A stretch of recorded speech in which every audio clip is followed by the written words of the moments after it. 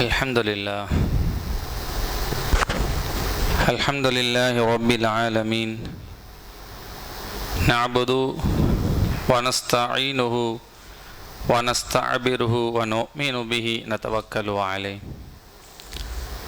ونعوذ بالله من شرور أنفسنا ومن سيئات أعمالنا من يهدي الله فلا مضل له ومن يضلله فلا هادي له وأشهد أن لا إله إلا الله وحده لا شريك له وأشهد أن محمدا عبده ورسوله وما بعد فيا عباد الله أوصيكم أولا بتقوى الله قال ربي اشرح لي صدري ويسر لي أمري واحلل عقدة من لساني يفقهوا قولي سبحانك لا علم لنا إلا ما علمتنا إنك أنت العليم الحكيم ربي يسر ولا تعسر ربي زدني علما وفهما وبالغيب அளவற்ற அருளருளாலும் நிகரற்ற பேரன்புடையோருமாகிய எல்லாமல்ல அல்லாஹ்வின் திருநாமத்தால் ஆரம்பம் செய்கிறேன். கண்மணி நாயகம் முஹம்மதின் ஸல்லல்லாஹு அலைஹி வஸல்லம் அவர்களின் மீதும் அவர்களுடைய குடும்பத்தாரின் மீதும் அவர்களுடைய கோத்திரத்தாரின் மீதும் சத்திய சஹாபாக்கள் தாபியங்கள் தபா தாபியங்கள் உலகிலே வாழுகிற எல்லா நல்லவர்களின் மீதும் முஃமின்களின் மீதும் அல்லாஹ்வுடைய கருணையும் அருளும் அவர்கள் மீதும் தந்து கொண்டிருப்பது போல் வல்ல ரஹ்மான் நம்மை மீதும் அவனுடைய அன்பையும் அவனுடைய நாட்டத்தையும் தேட்டத்தையும் அல்லாஹ் நம்மின் மீதும் தந்து கொண்டே இருப்பானாக. சங்கை குறித்தானவர்களே, அல்லாஹ்வுடைய மாபெரும் ஒரு கிருபையினால் இன்னும் சில நாட்களில் ஒரு முக்கியமான ஒரு நாளான துல்ஹஜ்ஜினுடைய இந்த பிறையிலே ஈதுல் அல்ஹா தியாக திருநாளை நாம் எதிர்நோக்கி கொண்டு இருக்கிறோம். இன்ஷா அல்லாஹ் அடுத்த வியாழனன்று நாம் எதிர்நோக்கி கொள்வோம். அன்பானவர்களே, இந்த உலகத்திலே ஒவ்வொரு நபிமார்களுடைய வரலாறுகளை குறித்து ஒவ்வொரு பாடத்தை இந்த சமுதாயம் கற்றுக்கொள்ள வேண்டும் என்பதற்காக குர்ஆன் ஒவ்வொரு நபிமார்களுடைய வரலாறுகளை படித்து வரலாற்றை கற்றுக்கொண்டு அதன்படி வாழ்க்கையை நடத்துங்கள், நடாத்தி செல்லுங்கள் என்று குர்ஆன் நமக்கு போதிக்கிறது. வஅல்லமல் ஹுதா வயஹ்தில் பில் ஹுதா, குர்ஆன் உங்களுக்கு நேரான வழியை காட்டுகிறது என்று குர்ஆன் நம்ம இடத்தில் பேசுகிறது. இப்ப நேரான வழி எது என்று எப்படி நமக்கு தெரியும்? நாம போகிற ஒரு பாதையில் பள்ளமேடு இருக்கிறது என்று யாருக்கு தெரியும்? பார்வை இருப்பவனுக்கு தெரியும். ஆனா கூடனுக்கு கண்ணு தெரியாதவனுக்கு அங்க பள்ளம் இருக்கா இல்லையா அப்படிங்கிறது தெரியாது. புதுசா ஒருத்தர் நடந்து போறான் அப்படின்னா அவனுக்கு பழக தான் அதை கத்துக்க முடியுமே தவிர, புதுசா ஒரு ரூட் எடுத்து ஒருத்தன் போடுறான் அப்படின்னா கண்ணு தெரிபவனுக்கு மட்டுமே அதில் இருக்கிற அந்த பள்ளங்கள், மேடு பள்ளங்கள் எல்லாமே தெரியும்.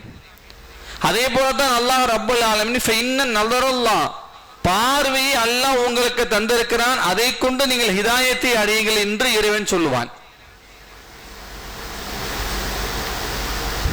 இந்த உலகத்துல முதல்ல ஒரு மனுஷன் வாழ்க்கை எப்படி தெரியுமா வாழணும்? எப்படி வேண்டும்னாலும் வாழ்ந்து விடலாம் என்பதற்கு மார்க்கம் போதிக்கும் முறை அல்ல. நமக்கு அப்படி ஒரு மார்க்கம், இந்த மார்க்கம் நமக்கு அப்படி ஒரு வழிமுறைகளை கற்றுத்தரவில்லை. நீ எப்படி வேணாலும் இருக்கலாம், நீ எப்படி வேணாலும் வாழ்ந்து கொள்ளலாம், நீ எப்படி வேணாலும் உன் வாழ்க்கையை நடத்தி கொள்ளலாம், இதுல உன் உரிமை அப்படிங்கலாம் அங்க பேச முடியாது. மனிதர்களுக்கு உண்டான உரிமை என்ன தெரியுமா? அல்லாஹ்வுக்கும் அடியானுக்கும் உள்ள உரிமை ஒன்று இருக்கிறது.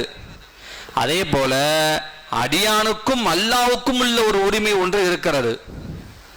அப்ப இந்த உரிமைகளை அல்லாஹ்வுக்கு நாம் செய்கிற அந்த உரிமையை நாம் எப்போது கடைபிடிக்கிறோமோ வல்ல ரஹ்மான் நம்முடைய உள்ளத்தில் ஹிதாயத் என்கிற ஒரு பங்கை அல்லாஹ் நமக்கு வகுத்து தருகிறான். அப்ப அந்த பாதையை காட்டுகிறது எது? குர்ஆன். அப்ப அந்த குர்ஆனை எடுத்து படித்தால் கிட்டத்தட்ட ஒவ்வொரு நபிமாருடைய சரித்திரத்தை, வரலாறுகளை, எப்படி வாழ்ந்தார்கள், எப்படி சமூகத்தின் சென்றார்கள், அந்த சமூகத்தினுடைய அதே வாழ்க்கை தான் இன்னைக்கு நம்ம வாழ்றோம்.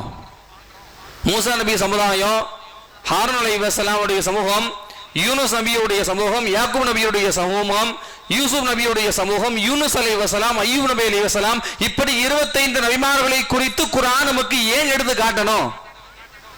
1,00,000 நபிமார்கள் உதித்தார்கள் என்று நமக்கு சொல்லித் தருவது ஒரு கூற்றாக இருந்தாலும், அதை தேர்ந்தெடுத்து 25 நபிமார்களை குறித்து ஏன் குர்ஆன் நமக்கு போதிக்கிறது தெரியுமா? தெரியாது. ஏன்னா அதை பார்த்து படிச்சா நமக்கு தெரியும். ஏன் அல்லாஹ் 25 நபிமார்களை குறித்து குர்ஆனை கொடுத்து அதை நீங்கள் படியுங்கள், ஒவ்வொரு வரலாறை சொல்லித் தருவது ஏன் தெரியுமா? இன்னைக்கு அந்த சமூகம் நடக்கும் என்பதால். தாவூத் அலைஹிஸ்ஸலாம் சமுதாயம் இருக்கட்டுமே, அவங்க சமுதாயத்தில் நிறைய பேசலாம். பனு இஸ்ரவேலுடைய சமுதாயம் இருக்க ரொம்ப கேடுகெட்ட சமுதாயம் அது. குர்ஆன் அப்படிதான் அல்லாஹ் சொல்றான். பன்றியுடைய உருவமாக, குரங்களுடைய உருவமாக மாற்றிய ஒரு சமுதாயத்தை குறித்து குர்ஆன் பேசுகிறது. மனுஷ படைப்பதான் படைச்சான் அல்லாஹ், மனிதனாகத்தான் அவன் இருந்தான். ஆனா ஏன் அல்லாஹ் அவனுக்கு உருவத்தை மாத்தி கொடுத்தான் தெரியுமா? காகத்தை அல்லாஹ் கொடுத்தான். காகத்தின் மூலியமாக படிப்பினை என்ன தெரியுமா? முதல்ல எப்படி கொலை செஞ்சவனை எப்படி புதைக்கணும் என்று கத்து கொடுத்தது காக்கா. குர்ஆன் சொல்லுகிறது. இப்படி ஒவ்வொன்றுமே ஒரு மனிதனுடைய விஷயத்தை நல்வழிகளை கொண்டு, சீரான வழிகளை கொண்டு ஒரு மனிதன் தெரிந்து கொள்ள வேண்டும் என்றால் குர்ஆனை நீங்கள் பாருங்கள், அதன்படி வாழுங்கள் என்பதற்காக ஒவ்வொரு நபிமானுடைய வரலாறை நமக்கு சொல்லித் தருகிறான் அல்லாஹ். ஏனைய சமூகத்தினுடைய, ஏனைய சமுதாயத்தினுடைய அந்த பங்கினுடைய வாழ்க்கையை போல இந்த சமுதாயத்துடைய பங்கு எடுக்காதீங்கிறதுக்காகத்தான் வல்ல ரஹ்மான் ஒவ்வொரு நபிமாருடைய சமுதாயத்தை குறித்து அல்லாஹ் நமக்கு காட்டி இதன் போல நீ வாழ்ந்து விடாதே என்று அல்லாஹ் சொல்றான். ஆனா இன்னைக்கு நம்ம அப்படிதான் வாழ்ந்துகிட்டு இருக்கோம். இன்னைக்கு நம்ம சமூகம் அப்படிதான் வாழ்ந்துகிட்டு இருக்கு.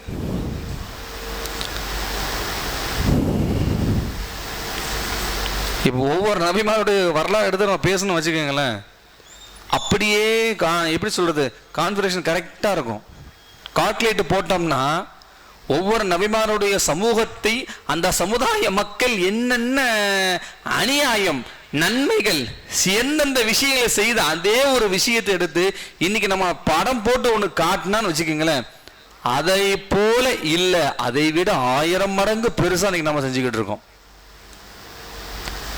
அதே போல நீங்க வாழாதீங்கன்னு அல்லாஹ் குர்ஆன்ல காட்டி இன்னைக்கு அதே போன்று நாம் வாழுகிறோம் என்று சொன்னால் இந்த சமூகம் எதை சார்ந்து நம் பயணம் செல்கிறது?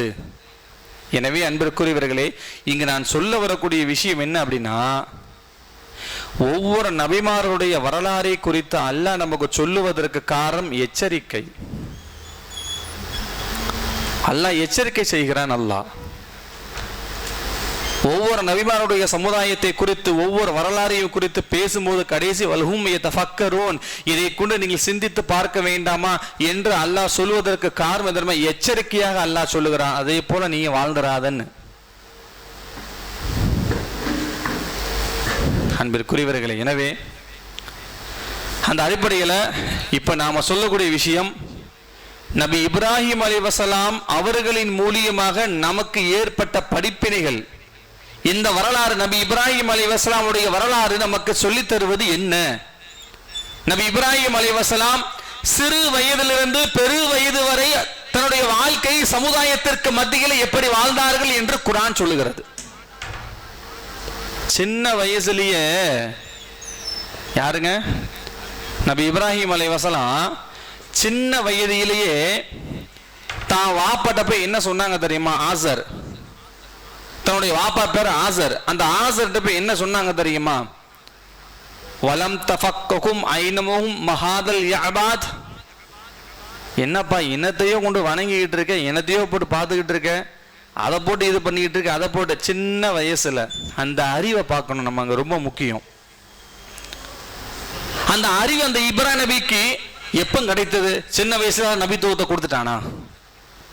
இல்ல, சாதாரண மனிதர்கள் தான். நபிமார்களும் மனிதர்கள் தான்.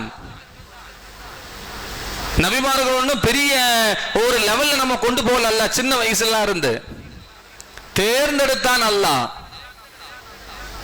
அப்ப அந்த சிறு வயது பாலிடத்திலேயே தான் தந்தை செய்கிற அந்த தவறை சுட்டி காட்டினார்களே, அந்த பக்குவம் அவர்களுக்கு எப்படி கிடைத்தது? அந்த சமூகம் அவர்களுக்கு எதை காட்டியது என்று நாம் சிந்திக்க வேண்டும். நபி இப்ராஹிம் அலைஹிஸ்ஸலாம் அவர்கள் எல்லா நபர்களுமே ஒரு ட்ராக்ல போய்கிட்டு இருக்கும்போது நபி இப்ராஹிம் அலைஹிஸ்ஸலாம் மட்டும் தனி ட்ராக் எப்படி அவங்களுக்கு கிடைத்தது? அல்லாஹ் அவர்களுக்கு எப்படி ஹிதாயத்தை கொடுத்தான்? அந்த சிறு வயதில் எப்படி இந்த ஹிதாயத்து கிடைத்தது? அப்ப இன்னைக்கு நமக்கு அந்த ஹிதாயத்து நமக்கு கிடைக்காதா? கிடைக்கும். அதுதான் குர்ஆன் வழி. எப்படி கிடைத்தது என்று குர்ஆன் வழிகாட்டுகிறது நமக்கு. அதுதான் படிப்பினை. எப்படி அல்லாஹ் நபி இப்ராஹிம் அலைஹிஸ்ஸலாம் அவர்களை தேர்ந்தெடுத்து கலீலாக கொண்டு வந்து அந்த சிறு வயதிலேயே அந்த உள்ளத்திலே எப்படி அந்த பக்குவத்தை அல்லாஹ் அடைந்தான் என்பதை பார்க்க வேண்டும். இந்த உலகத்தில் ஜீவிகளுக்கு, இந்த உலகத்தில் குழந்தைகளுக்கும், அந்த வாலிப வரவுகளுக்கும், அந்த சிறு குழந்தைகளுக்கும் அந்த பக்குவம் வர வேண்டும் என்பதற்காக அந்த வரலாறை அல்லாஹ் நமக்கு சொல்லுகிறான்.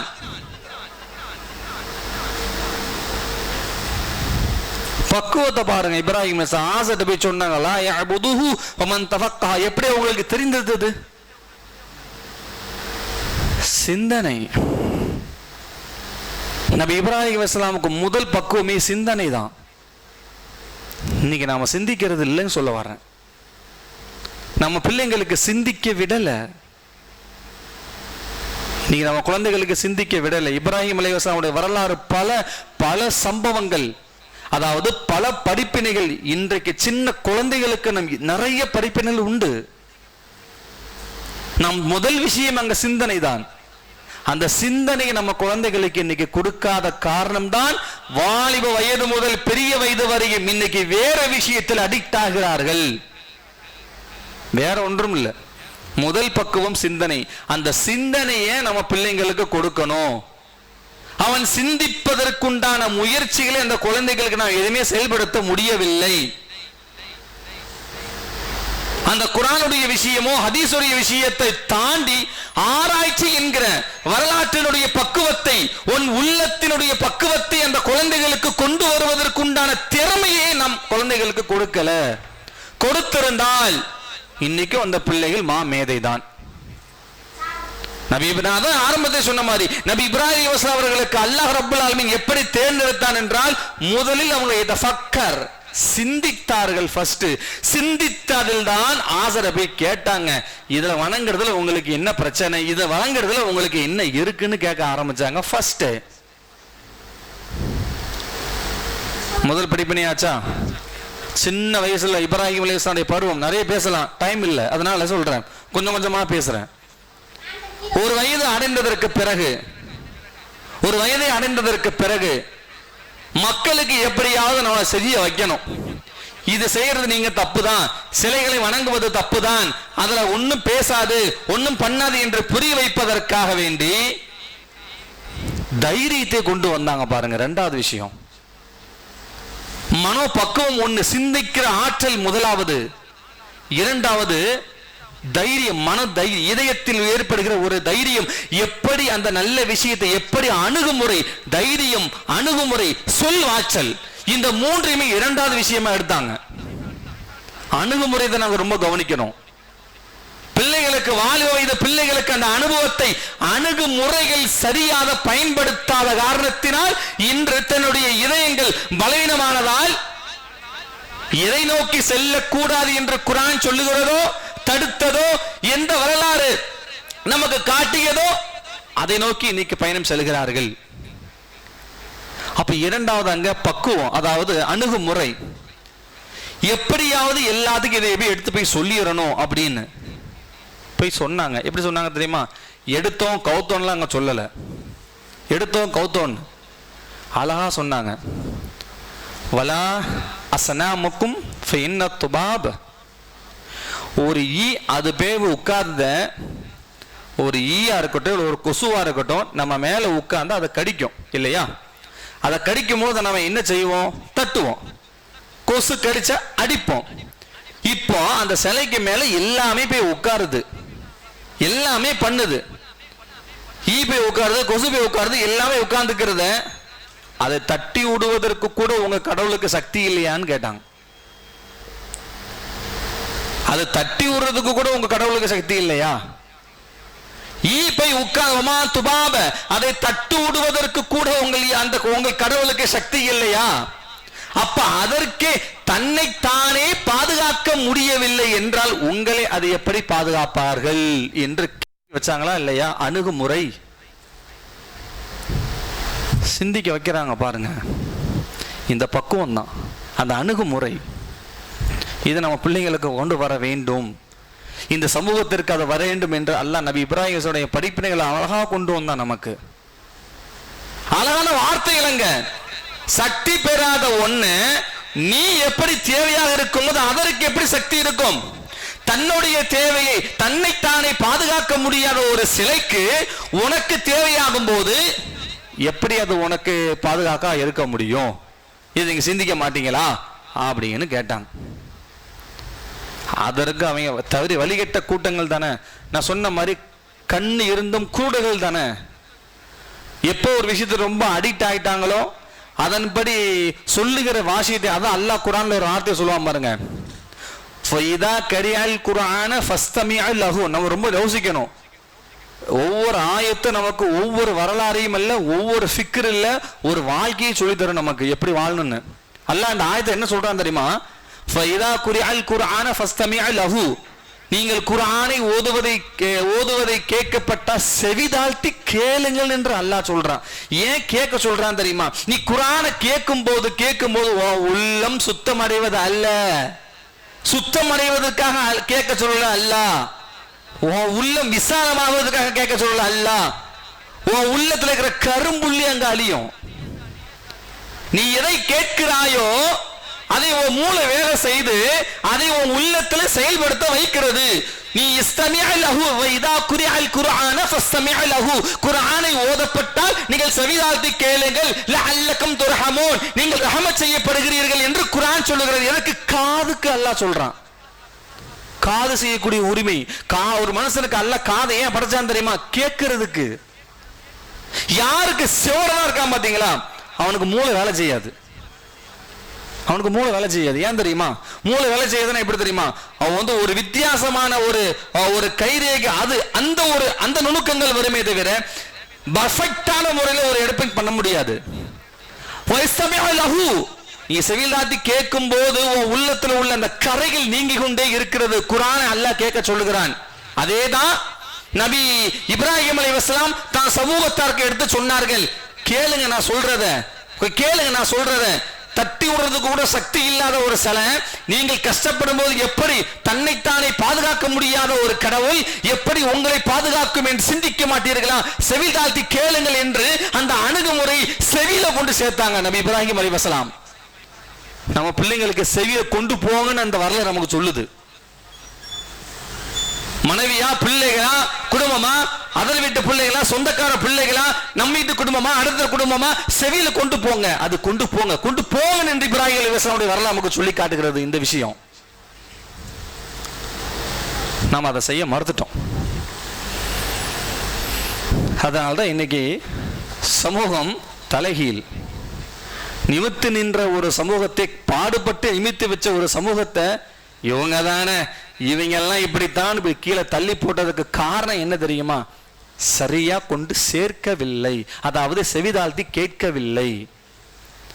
எதை கேட்க வேண்டுமோ அதை கேட்கவில்லை.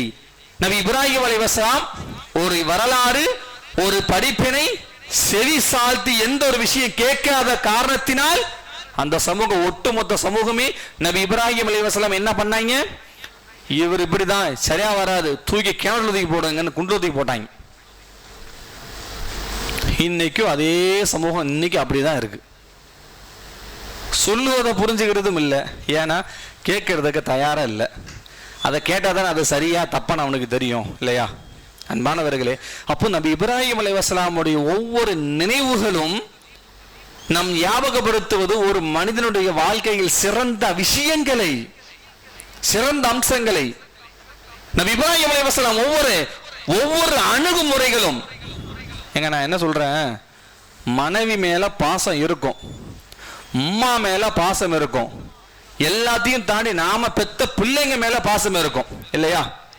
நான் பிள்ளைங்க மேல எவ்வளோ பாசம் வச்சாலும் அந்த பிள்ளைங்களுக்கு எதை செய்ய வேண்டுமோ அதை செய்ய வேண்டும், எதை கொடுக்க வேண்டுமோ அதை கொடுக்க வேண்டும், எதை சொல்ல வேண்டுமோ அதை சொல்ல வேண்டும், எப்படி கலட்ட வேண்டுமோ அதை கலட்ட வேண்டும், எதை தட்ட வேண்டுமோ அதை தட்ட வேண்டும். இப்படியெல்லாம் செய்தவர்கள் நபி இப்ராஹிம் அலைஹிஸ்ஸலாம். அவன் தப்பு செஞ்சாலும் சரி செய்தாலும் அணைக்கலாம் செய்யல, கெட்டிங்க அணைத்ததில்ல. இஸ்மாயில் அலைஹிஸ்ஸலாம் எவ்வளவோ விஷயங்களை சின்ன சின்ன தவறுகள் செய்யும்போது எப்படி அட்வைஸ் பண்ணாங்கன்னு வரலாறு நமக்கு சொல்லி தரதா இல்லையா? ஒரு நேரத்தில் அல்லாஹ் ரப்பல் ஆலமீன் நபி இப்ராஹிம் அலைஹிஸ்ஸலாமுடைய சோதனைக்காக வேண்டி தன்னுடைய மனைவியும் தன்னுடைய பிள்ளையும் நடு காட்டில் விட்டுட்டு நீங்க போய்கிட்டே இருங்கன்னு அல்லாஹ் சொல்றான். யாருக்கு? நபி இப்ராஹிம் அலைஹிஸ்ஸலாம் அவர்களுக்கு அல்லாஹ் சொன்னான்.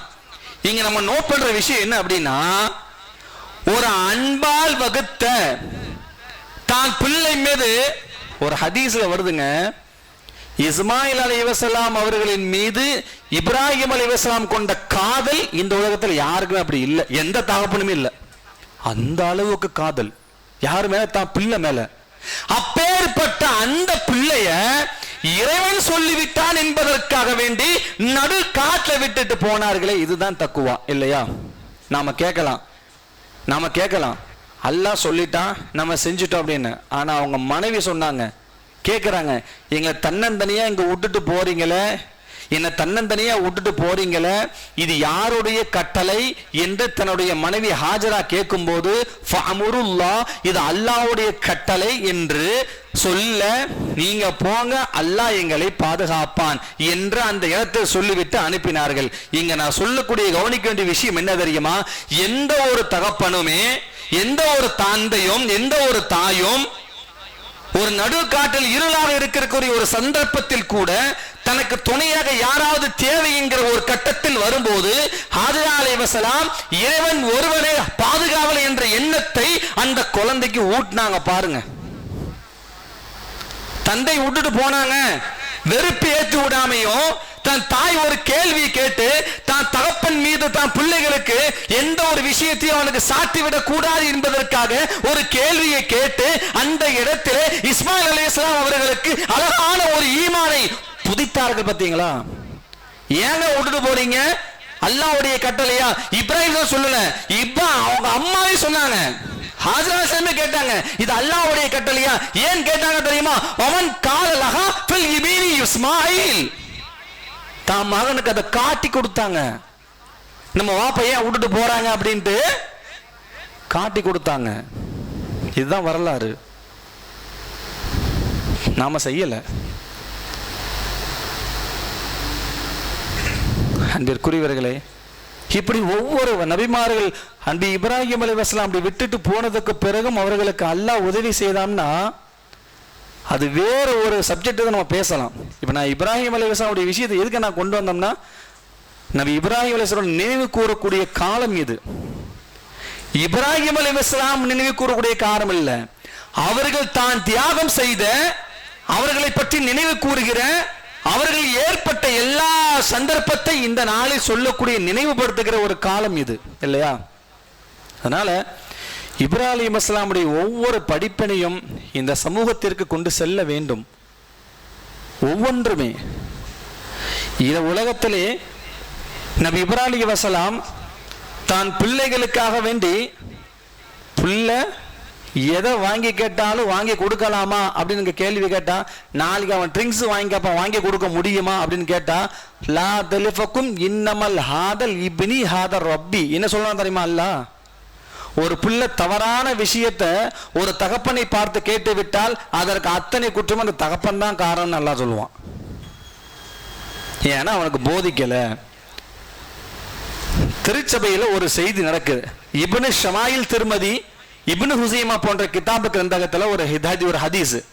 பெருமானார் ரசூலுல்லாஹி ஸல்லல்லாஹு அலைஹி வஸல்லம் அவர்கள் அஸ்ருடைய தொழுகையை முடிச்சுட்டு சபையில உட்கார்ந்துருக்காங்க. ஏன்னா எப்பவுமே அசருக்கு அப்புறம் எந்த தொழுகையுமே கிடையாது, திக்ர் தான் பண்ணுவாங்க இல்லையா. அந்த நேரங்களில் சஹாபாக்களுக்கு ஏதாவது ஒரு விஷயத்தை கற்றுக் கொடுக்கக்கூடிய ஒரு வளமை நபி ஸல்லல்லாஹு அலைஹி வஸல்லம் அவர்களுக்கு உண்டு. இந்த சந்தர்ப்பத்தை பயன்படுத்தி சஹாபாக்கிய சில நபி தோழர்கள் ஒருவர் கேட்கிறார்கள், யா ரசூலல்லாஹ், ஒரு மாணவன் இல்ல ஒரு பையன் ஃபமன் இப்னி ஹத்திஆ, ஒரு பையன், என் பையன் ஒருத்தர் தவறு செய்து விட்டால் இந்த தவறுக்கு யார் காரணம் கேட்கும்போது ரசூலுல்லாஹ் ஒரே வார்த்தை அபீக்கன்னு சொன்னாங்க. யாரு காரணம்? உங்க வாப்பான்னாங்க. வாப்பா இல்லைனா உம்மிக்க, உங்க உம்மா தான் காரணம். நீ எதை காட்டியது அவன் செய்யறான். அவன் தவறு செய்யும் போது நீ தட்டி கொடுக்கணும். கேட்கறதெல்லாம் வாங்கி கொடுக்கறது, செய்யறதெல்லாம் செய்ய கொடுக்கறது. இது ஏன் பிள்ளை, அந்த ஒரு பிள்ளை தான் பெற்றிருக்கேன், அதை நான் செஞ்சு கொடுக்கணும், அதை பண்ணணும், இதை பண்ணணும், அதை செய்யறது, இதை செய்யறது. கடைசி வரை கழிச்சடையா போய் மகிமான விட்டு வெளியேறி தொழுகனா என்னன்னு தெரியாது, குர்ஆன்னா என்னன்னு தெரியாது, ஹதீஸ்னா என்னன்னு தெரியாது, தலைகீழா போய் ஒரே ஜெனரல் நாலேஜ் எக்ஸ்கியூசஸ் கத்துக்கிறேன் அப்படின்னு சொல்லிக்கிட்டு தன் வாழ்க்கையை விட்டு வெளியே போய் ஈமானை விட்டு பறி கொடுத்து நாளைக்கு நரகத்தில் போய் திண்டாடக்கூடிய ஒரு நிலைமை உலகத்தில் இருக்கா இல்லையா? ஏன் சொல்றத சரியா சொல்லணும். அததாங்க சஹாபி கேட்கறாங்க, யா ரசூலல்லாஹ், ஒரு மையன் தப்பு செஞ்சான்னா அவன் தவறான பாதைக்கு சென்று விட்டால் அதற்கு யார காரணம்? சமூகமா காரணம் இல்ல. அந்த சமூகத்தை சொல்லிக் கொடுப்பது தகப்பன் மீது கடமை. எங்க பிள்ளை பெக்கலன்னா மலடின்னு பட்டத்தை கொடுக்குறாங்க. பிள்ளை பெத்து வீணா போயிட்டான்னா என்ன இப்படி வளர்த்து இருக்க, யாருக்கு கிரேட் கிடைக்குது? இதேதான் நாளைக்கு மறுமையிலையும். அன்பிற்குரியவர்களே, எனவேதான் ரசூலுல்லாஹி ஸல்லல்லாஹு அலைஹி சொன்னாங்க, உலகத்திலே சாலிஹான ஒரு தாய் தகப்பனுக்கு எந்த ஒரு குழந்தை அவன் இறந்து போனதற்கு பிறகும் எந்த ஒரு குழந்தை அந்த குழந்தை தான் தகப்பன் தாய் தகப்பனுக்காக வேண்டி துவா செய்யுமோ அது சாலிஹான குழந்தை. எப்ப இறந்து போனதற்கு பிறகும் மறுபடியும் தாய் தகப்பனை கண்டு கொள்ளாத ஒரு மகன் ஒருவன் இருப்பானே எனால் ஃபமன் துரபக்கும் நம்ம வாயிலஹா, அவன் வீணான பாதையை கடந்து விட்டான்னு சொன்னாங்க ரசூலுல்லாஹ். சொல்லி கொடுக்கல, அந்த வழிமுறைகளை காட்டவில்லை. மின்அவுதுபில்லாஹ், அல்லாஹ் பாதுகாக்கணும். அன்பிற்குரியவர்களே, எனவே நபி இப்ராஹிம் அலைஹிஸ்ஸலாம் உடைய நினைவுகள் நமக்கு ஞாபகப்படுத்துவது ஒரே ஒரு விஷயம், பிள்ளைகளுக்கு தான் பெத்த பிள்ளையாக இருந்தாலும் சரி, தகப்பனாக இருந்தாலும் சரி, மனைவியாக இருந்தாலும் சரி, சமூகமாக இருந்தாலும் சரி, தேர்ந்தெடுத்ததை தெளிவானதை சரியானதை உறக்க சொன்னார்கள். அணுகுமுறையை சரியாக பயன்படுத்தினார்கள். தானும் சரி, தான் சமூகத்தையும் சரி, தான் குடும்பத்தையும் சரி, வழி தவறுகளை விட்டதில்லை. இந்த சமூகம் எப்போது நபி இப்ராஹிம் அலைஹிஸ்ஸலாமுடைய சமூகமாக மாறுமோ, அதாவது நபி இப்ராஹிம் அலைஹிஸ்ஸலாம் போல் எப்ப இந்த குடும்ப தலைவர்களோ குடும்பத்தில் உள்ள ஒரு நபர்களோ எப்போது அந்த படிப்பனையை பெறுவார்களோ அந்த சமூகத்தை அங்கு காணலாம் என்று இப்னு தைபியா ஒரு வார்த்தை அங்கே எழுதுகிறார். எனவே அன்பிற்குரியவர்களே, எனவே நபி இப்ராஹிம் அலைஹிஸ்ஸலாம் அல்லாஹ்வுடைய மாபெரும் ஒரு கிருபையினால் வருகிற வேலைக்கிழமை நம்ம எல்லாத்துக்குமே தெரியும், ஹஜ்ஜுடைய பெருநாள் நினைவு கூறுகிற ஒரு நாள். அந்த நாளில் நம்ம இப்ராஹிம் அலைஹிஸ்ஸலாமுடைய அறுப்பு விஷயங்கள்லாம் நம்ம பள்ளியில் பேசுவாங்க. இப்போ நமக்கு விஷயம், நபி இப்ராஹிம் அலைஹிஸ்ஸலாமை ஞாபகப்படுத்துங்கள், வரலாறுகளை கொஞ்சம் படியுங்கள். தன் பிள்ளைகளுக்கு, சமூகத்திற்கு, தான் குடும்பத்திற்கு எதை நோக்கினார்கள் என்று பாருங்கள். ஏன்னா திரும்ப சொன்ன மாதிரி சிறு குழந்தைகளையே நம்ம சிந்தனையை போதித்த காரணத்தினால் பெரிய வயது ஆனாலும் அந்த போதனை எல்லா பக்கம் கொண்டு சென்றார்கள் என்கிற ஒரு படிப்பினையை நாம் கொண்டு வர வேண்டும். வல்ல ரஹ்மான் இந்த உலகத்தில் ஈமானோடு வாழ்ந்து ஈமானோடு மரணிக்கிற பாக்கியத்தை வல்ல ரஹ்மான் நம் அனைவருக்கும் தந்த அருள் புரிவானாக. நபி இப்ராஹிம் அலைஹிஸ்ஸலாமுடைய அந்த படிப்பினையை நாமும் வழிநடத்துவதற்கு அல்லாஹ் உதவி செய்வானாக. வாஹிரு தாவானா அல்ஹம்துலில்லாஹி ரப்பில் ஆலமீன். அஸ்ஸலாமு அலைக்கும் வரஹ்மத்துல்லாஹ்.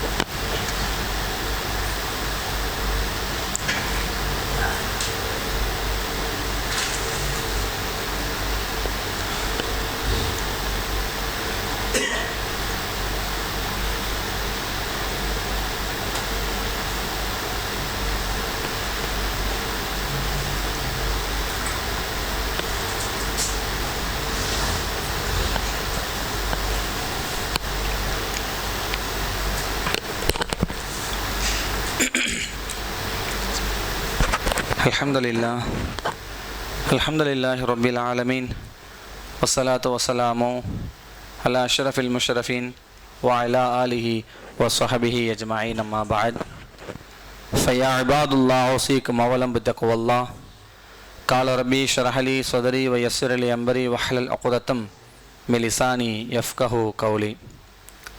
அன்பிற்குரியவர்களே, யௌமுல் ஜும்ஆ அல்லாஹ் ரப்புல் ஆலமீன் குர்ஆனிலே யா அய்யுஹல்லதீன ஆமனூ இதா நூதிய லிஸ்ஸலாத்தி மின் யௌமில் ஜும்ஆ ஃபஸ்அஊ இலா திக்ருல்லாஹி வ தருல் பைஅ. ஜும்மாவுடைய தொழுகைக்காக வேண்டி உங்களுக்கு அழைப்பு கொடுக்கப்பட்டால் நீங்கள் வியாபாரத்தை மூடிவிட்டு நீங்கள் பள்ளியை நோக்கி அல்லாஹ்வை ஞாபகப்படுத்த நீங்கள் பள்ளிக்கு வந்து விடுங்கள் என்று அல்லாஹ் ரப்புல் ஆலமீன் ஜும்மாவுடைய நாளை குறித்து அல்லாஹ் எங்கு சொல்லுகிறான். ஏன் தெரியுமா? ஒட்டுமொத்த மலக்குமார்களும் அல்லாஹ்வுடைய பார்வையும் மலாயிக்குமாருடைய ரஹமத்தும் எல்லாம் கிட்டத்தட்ட 10 முக்கியமான 10 மலக்குமார்கள் இருக்காங்க. மதரசாக்கள் சொல்லி கொடுத்துருப்பாங்க பிள்ளைங்களுக்கு. மீகா அலைஹிஸ்ஸலாம், இஸ்ராயில் அலைஹிஸ்ஸலாம், இங்லா அலைஹிஸ்ஸலாம், முன்கர் அலைஹிஸ்ஸலாம், இப்படி ஒரு 10 மலக்குமார்கள் ஒட்டுமொத்த கூட்டமாக கீழே இறங்கக்கூடிய நாள் இந்த ஜும்மாவுடைய ஒரு நாள்.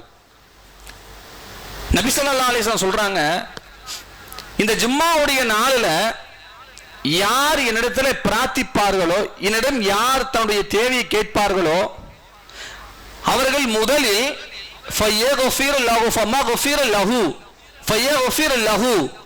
என்னிடத்தில் அவர்கள் பாவ மன்னிப்பு கேட்டதற்கு பிறகு ரசூலுல்லாஹ் சொல்றாங்க, ஜும்மாவுடைய நாள்ல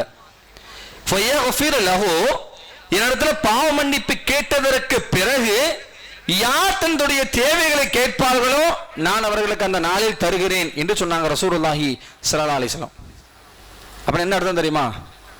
ஜும்மாவுடைய நாளில் யார் பாவ மன்னிப்பு கேட்பார்களோ, தான் செய்த பாவங்களுக்கு மன்னிப்பு கேட்பார்களோ, அந்த பாவங்கள் மன்னிக்கப்பட்டதற்கு பிறகு அல்லாஹ் அவருடைய தேவையை உடனே நிவர்த்தி செய்து விடுகிறான் என்று சொன்னாங்க ரசூலுல்லாஹி ஸல்லல்லாஹு அலைஹி வஸல்லம் அவர்கள். அதாவது இந்த நேரங்களில் நீங்கள் துஆக்களை, அதாவது அல்லாஹ்வை நீங்கள் அழையுங்கள், அவனிடத்துல கையேந்தி பிரார்த்தனை செய்யுங்கள், பிரார்த்தனை புரியுங்கள் என்கிற ஒரு வழிமுறையை அதிகமாக செய்யுங்கள் என்கிற ஒரு விஷயத்தை இந்த வசனம் நமக்கு போதிக்கிறது. சையதுனா இப்னு அப்பாஸ் ரலியல்லாஹு தஆலா சொல்லுவாங்க, ஜும்மாவுடைய நாள்ல யார் என்னிடத்துல அல்லாஹ்விடத்துல பிரார்த்தனை செய்வார்களோ அந்த பிரார்த்தனை அல்லாஹ் ரப்புல் ஆலமீன் நிவர்த்தி செய்யாமல் இருப்பதில்லை, அதாவது ஏற்றுக்கொள்ளாமல் மறுக்கப்படுவதில்லை என்று சொன்னாங்க ரசூலுல்லாஹி ஸல்லல்லாஹு அலைஹி வஸல்லம் அவர்கள். அதனாலதான் நம்ம ஜும்மாவுடைய தொழுகை முடிச்ச உடனே சலாம் கொடுத்ததுக்கு பிறகு சுப்ஹானல்லாஹ் அல்ஹம்துலில்லாஹ் அல்லாஹு அக்பர் சொன்னதுக்கு பிறகு எல்லாருமே எந்திரிச்சு போயிடக்கூடாது அப்படின்னு கூட்டு துவா நம்ம இங்க ஓதலை. நல்லா புரிஞ்சுக்க, நம்ம யாரும் கூட்டு துவா இங்க ஓதலை. தன்னுடைய அல்லாஹ் கிட்ட ஒரு தேவையை நம்ம அல்லாஹ்ட்ட நம்ம கேட்கிறோம், அதற்கு நம்ம முதல்ல ரசூலுல்லாஹ்வுடைய அந்த ஸலவாத்தை நம்ம சொல்லுவோம், அவ்வளவுதான்.